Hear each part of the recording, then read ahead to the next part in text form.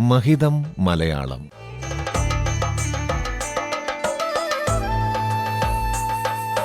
മലയാള ഭാഷയുടെ മഹിമകൾ കേട്ടറിയാൻ ഒരു സർഗയാത്ര.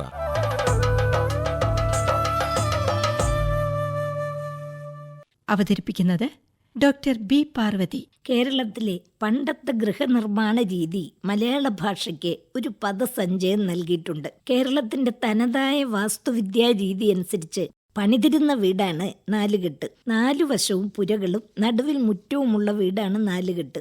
നാലുകെട്ടായ വീടിന്റെ തെക്കേ കെട്ട് തെക്കിനി, തെക്കിന, തെക്കിനിപ്പുര എന്നൊക്കെ അറിയപ്പെട്ടിരുന്നു. വടക്കിനി, വടക്കിനേത് എന്നൊക്കെ പറഞ്ഞാൽ നാലുകെട്ടിന്റെ വടക്കേ കെട്ട്. കിഴക്കുള്ള കെട്ട് കിഴക്കിനി, പടിഞ്ഞാറുള്ളത് പടിഞ്ഞാറ്റി, പടിഞ്ഞാറ്റ എന്നൊക്കെ വിളിക്കപ്പെട്ടു. പടിക്കലുള്ള ദ്വാരപാലകനു വേണ്ടിയിട്ടുള്ള പുര പടിപ്പുര. രണ്ട് നാലുകെട്ടുകൾ ചേർന്ന കെട്ടിടമായിരുന്നു എട്ടുകെട്ട്.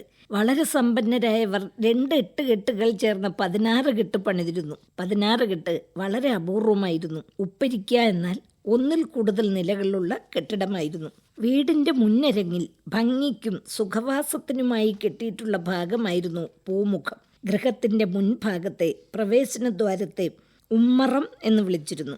ഉമ്മറ പൂങ്കാവ് ഗൃഹത്തിന്റെ മുൻഭാഗത്തുള്ള പൂന്തോട്ടമായിരുന്നു. നെല്ലിടുന്ന മുറിക്ക് നെല്ലറ എന്ന് പേരുണ്ടായിരുന്നു. ധാന്യങ്ങളും മറ്റും ശേഖരിക്കാനുള്ള വലിയ മരക്കൂടിനെ പത്തായം എന്നാണ് വിളിച്ചിരുന്നത്. പല പത്തായങ്ങളിലുള്ള വലിയ പുരയ്ക്ക്, ഇരുനിലപ്പുരയ്ക്ക് പത്തായക്കെട്ട് എന്നാണ് പറഞ്ഞിരുന്നത്.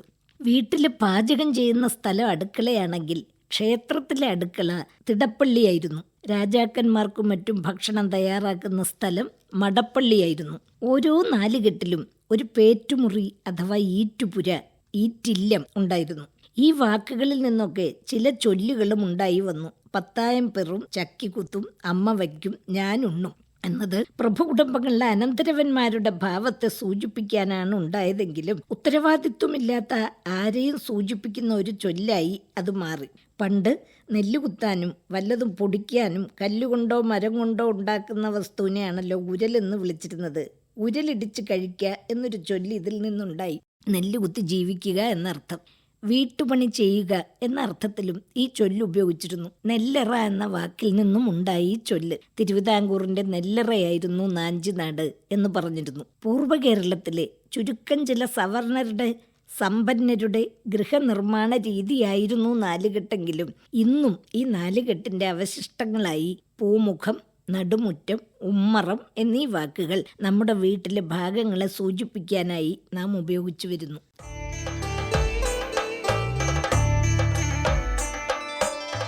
മഹിതം മലയാളം.